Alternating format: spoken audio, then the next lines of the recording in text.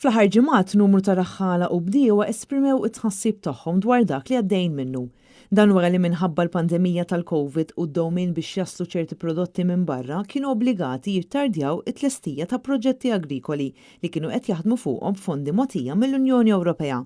Fid-dawl ta' dan kollu jekk il-Gvern jibqa' jippersisti li dawn il-proġetti għandhom jitlestew fi żmien stipulat se jkunu friskju li ma jitħallsux l-eluf ta' fondi Ewropej allokati għall-bidja Maltija. Dwar dan Net News ħal-kummenti tal-kelliem tal-Oppożizzjoni għall-Agrikoltura u s-Sajt Tony Bezzina li appella biex ikun hemm estensjoni għad-data tal-eluq ta' dawn il-proġetti. Wieħed iżomm qudiem għajneh li l-poplu tagħna jiekol ukoll b'dak li jipproduċu l-bdiewa u r-raħħala.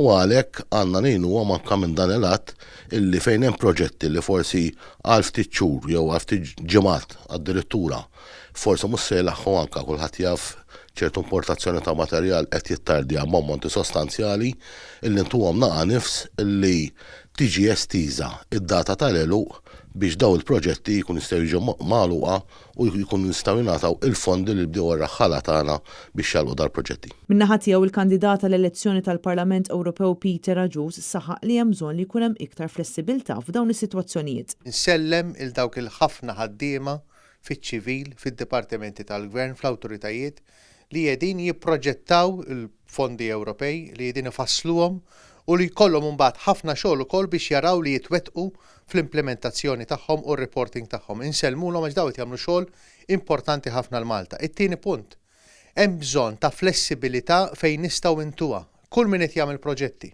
li waslu fit-tmiemhom iżda għandhom bżonn ftit ġimgħat biex jasal pereżempju materjal minn barra, biex jaslu permessi.